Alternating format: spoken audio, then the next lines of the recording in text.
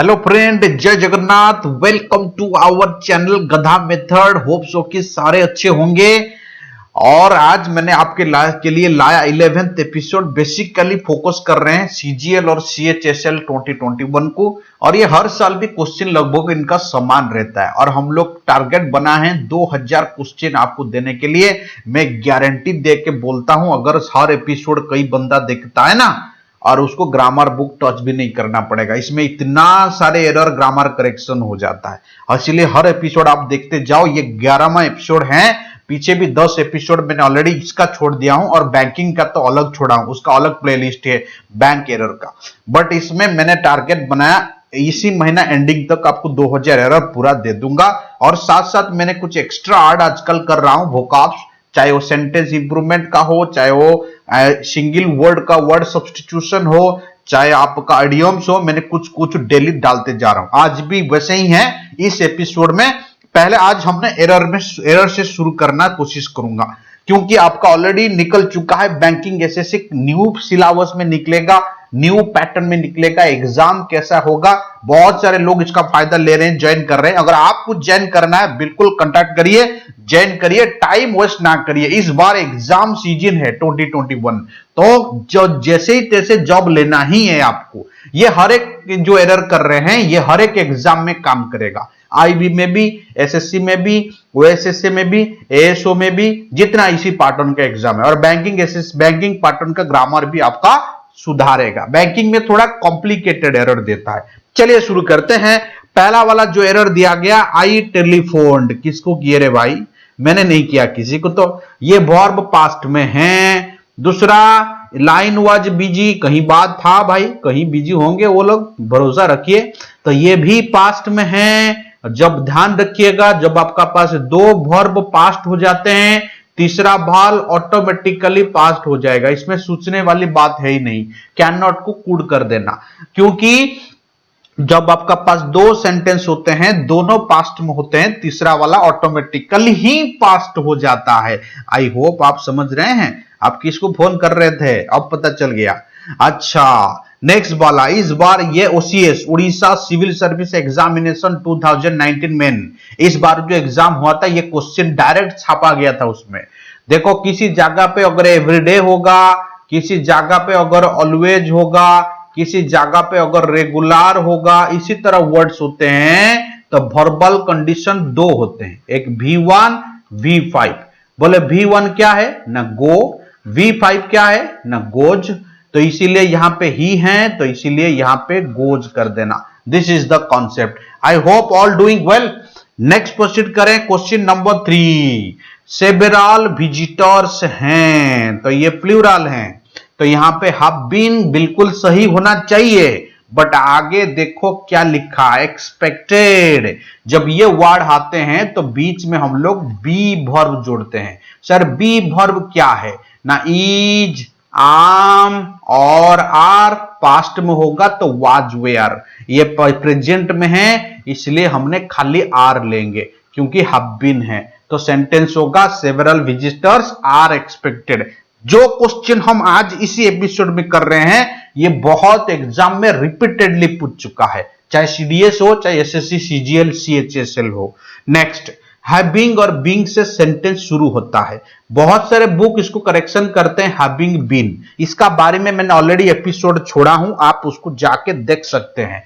Having का साथ अगर वर्ब आएगा तो डायरेक्ट भीतरी आता है। बट हमारा एरर देखो कहां है, यहां है। मैं थोड़ा लिख देता हूं। अगर आपका पास रैदर रहा, अगर आपका पास वुड रैदर रहा, अगर आपका पास वुड सुनर रहा, अगर आपका पास बॉट रहा, अगर आपका पास हार्ड बेटर रहा, ये सारे वर्ड्स जो होते हैं ना, ये डायरेक्ट V1 लेते हैं। बीच में टू इनको जरूरत ही नहीं है। देखो यहां बॉट है, बॉट के लिए यहां टू लगाया, इसका कोई जरूरत ही नहीं है। तो डायरेक्ट आप वर्ब 1 फॉलो करिएगा, बॉट, डू, सो, ये होगा उसका फॉर्मेट। नेक्स्ट वाला, आगे बढ़ते हैं। When we consider all the factor, देखो फैक्टर से प्लूरल है, कोई बात नहीं। इन्हीं के लिए व्हिच है, कोई बात नहीं। जब इन्हीं के लिए व्हिच है तो ये भी प्लूरल होगा, आर होगा। व्हिच आर क्यों हुआ, देखो इसी के लिए व्हिच बैठा है, तो ये प्लूरल है तो ये आर हो जाएगा, कोई बात नहीं। बट यहां एरर है, मैंने आपको 10 बार बोल चुका हूं, अगर खाली नंबर ऑफ रहेगा, अगर ए नंबर ऑफ रहेगा, वर्ब हमेशा आर होगा। अगर इसी जगह पे द नंबर ऑफ आ गया, वर्ब हमेशा इज होगा। यह है इनका फॉर्मेट। नेक्स्ट वाला 6 number, while proceeding on leave, जब लीव में जा रहा था, ही हैड कमिटेड, उन्होंने कमिटमेंट किया था कि वो अपना जॉब रिज्यूम करेगा, मतलब कंटिन्यू करेगा। तो हम लिखते हैं आई विल कंटिन्यू, तो बी का कोई जरूरत नहीं है, तो यहां पे बी हटा दो, रिज्यूम्ड हटा दो, खाली वुड रिज्यूम होगा, क्योंकि ये पास्ट में है तो इसलिए ये विल को वुड कर दिया, ये सही है। बट बी को हटा दो और ये भीतरी को भी हटा दो। आई विल कंटिन्यू होता है, आई विल बी कंटिन्यू नहीं होगा, ये गलत हो जाएगा। नेक्स्ट वाला, कॉफी सीड्स जो हैं ये प्लूरल हैं, वर्ब ये इस यहां पे प्लूरल हो जाएगा। मैंने क्या देख रहा हूं ना, मैं देख रहा हूं सब्जेक्ट फिर वर्ब, सही है कि नहीं है, फिर दूसरा सेंटेंस का सब्जेक्ट फिर वर्ब, इस हिसाब से सही है कि नहीं है, बाद में दूसरा वर्ड फॉलो करता हूं।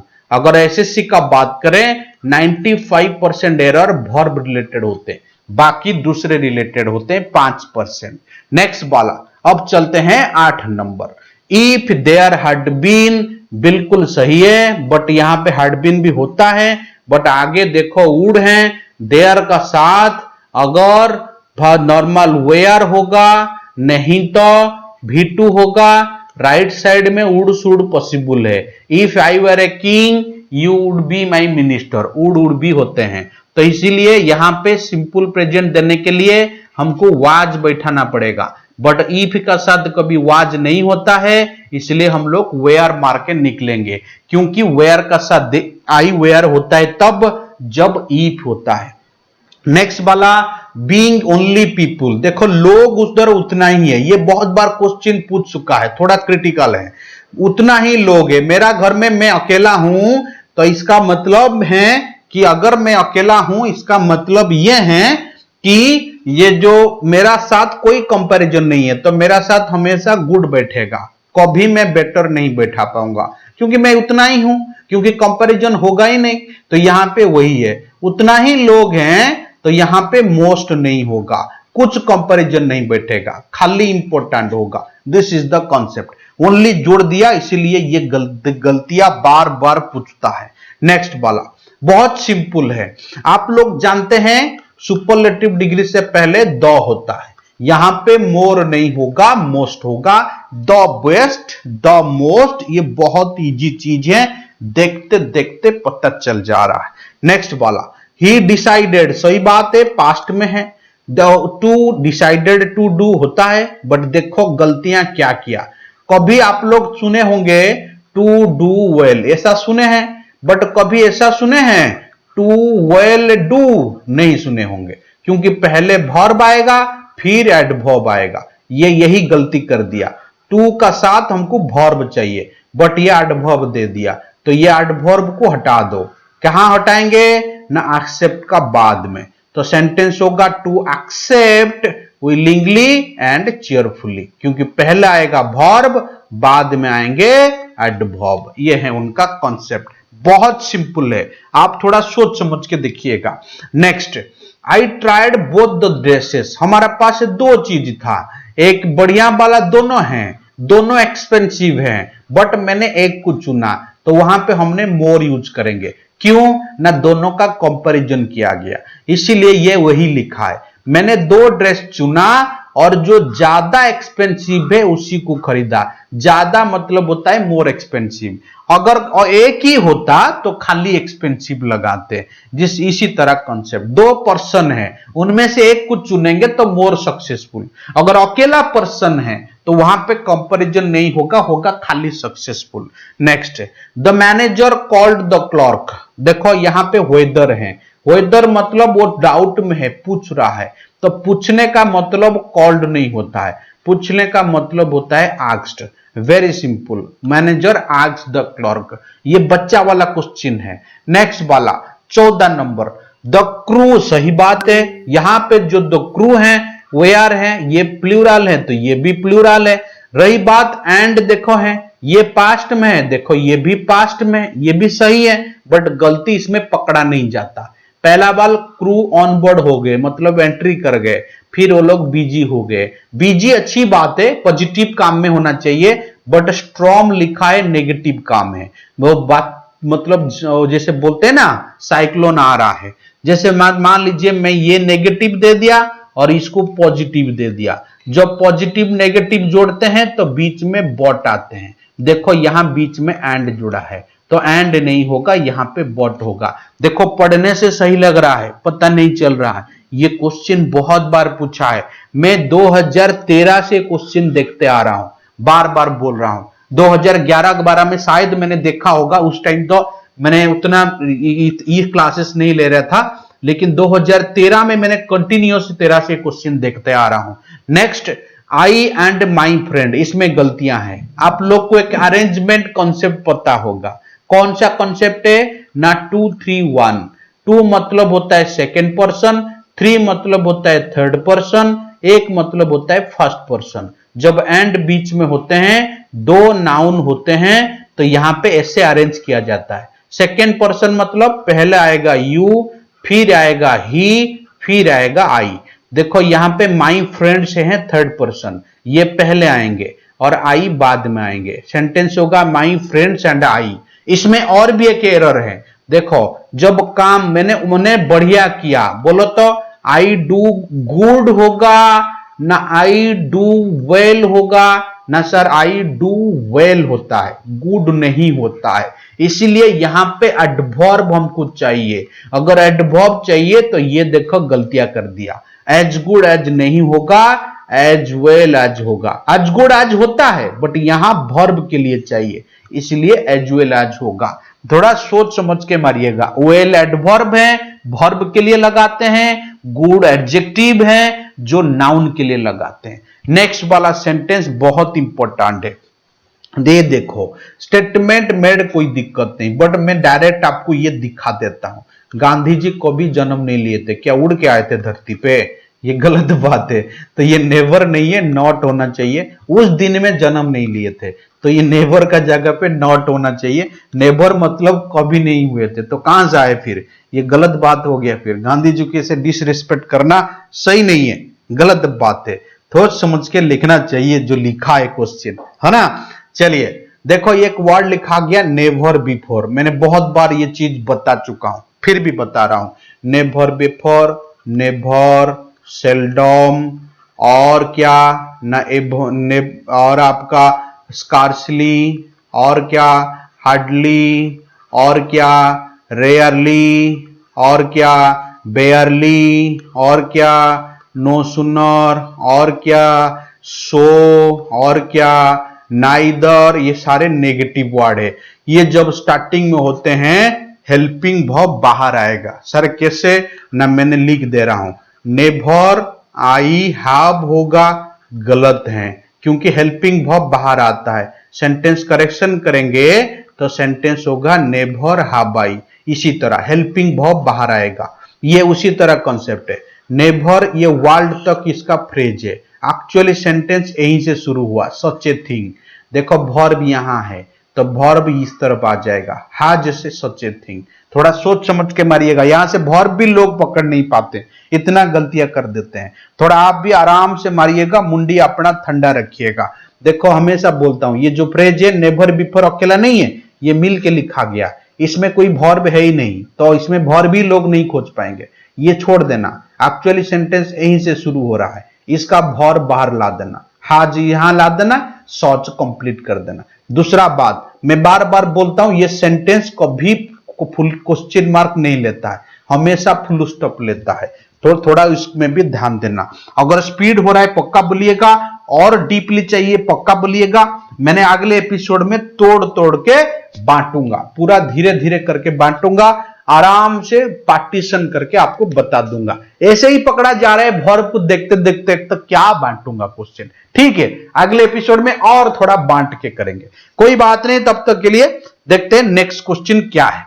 अब चलते हैं क्वेश्चन नंबर 18। क्वेश्चन नंबर 18 जो लिखा गया बुक से है, बुक्स के लिए व्हिच है, व्हिच कोई बात नहीं। बट दिक्कत क्या है मैं बोल देता हूं, वुड हैव होता है जब आप इंटेलिजेंट थे, कब जब 14 एज में थे, बट जब 20s होता है, 20s मतलब 21-22 इस तरह, तो यहाँ पे 20 नहीं लिखते हैं, 20s लिखते हैं। इन आवर 20s आप लोग सुने होंगे 90s 80s, उसी तरह 20s होते हैं। नेक्स्ट वाला, हर fascinating stories are so captive, बहुत बढ़िया, कोई बात नहीं, that even after finishing the book, after का साथ हमेशा आईएनजी होता है, finishing the book one is tempted to, वो एक एक्साइटमेंट हो गया, टू स्टार्ट करने, ओवर अगेन नहीं होगा, ऑल ओवर, चारों तरफ अगेन, ये कंप्लीट करने के लिए फ्रेज को यहां पे होगा स्टार्ट ऑल ओवर अगेन, ये होगा उसका फॉर्मेट। नेक्स्ट क्वेश्चन करें, question number 20, never I have listened, मैंने अभी बता रहा था नेवर का साथ हमेशा पहले हेल्पिंग वर्ब फिर जाके नाउन, अभी थोड़ी देर पहले बता रहा था, इसीलिए नेवर आई हैव नहीं होगा, होगा नेवर हैव आई, और ये कंप्लीट होगा फुल स्टॉप में, क्योंकि इन्वर्सन वाला सेंटेंस में कभी क्वेश्चन मार्क नहीं आता, मैंने ये ऑलरेडी आपको बता चुका हूं। अब चलते हैं वोकैब सेक्शन।